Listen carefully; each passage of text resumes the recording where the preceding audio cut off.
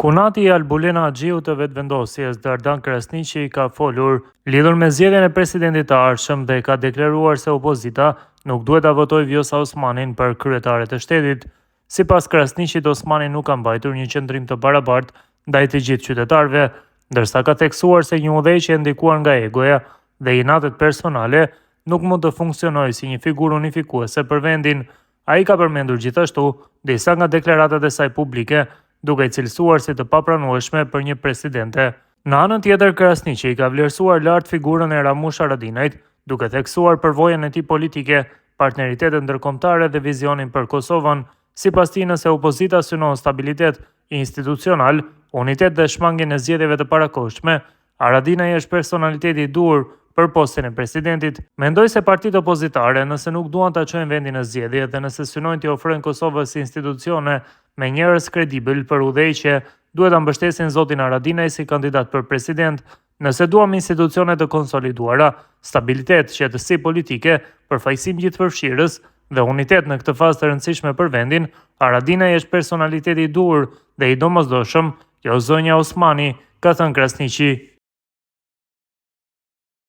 Deputetja e vetëvendosjes Albulena Axhiu ka folur për temën e presidentit të Kosovës, duke qenë se Vjosa Osmani është gati në fund të mandatit të saj dhe më së largu brenda marsit duhet të zgjidhet presidenti i ri i vendit. Kemi thënë që do të kemi takime me presidenten Osmani për të parë rrugën që do të ndjekim për të parë qëndrimin në raport me këtë çështje, është shprehur ajo. Më pas, Albulena Axhiu ka thënë se kryeministri Kurti dhe presidenti Osmani do të kenë takime për këtë temë.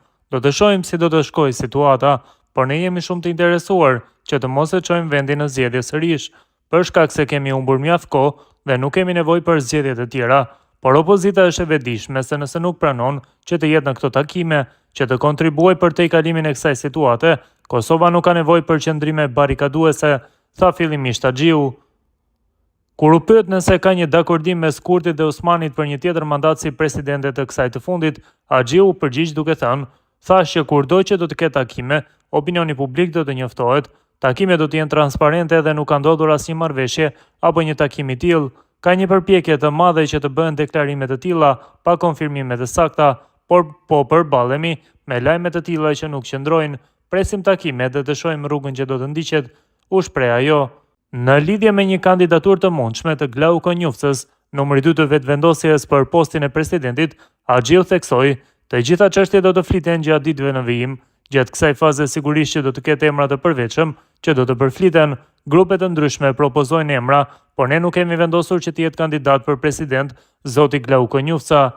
Ai u propozua si ministër i punëve të jashtme dhe deri tani nuk ka ndërruar diçka, por me siguri nuk mund të flasim për askënd derisa nuk ka takim ende", është shprehur ajo.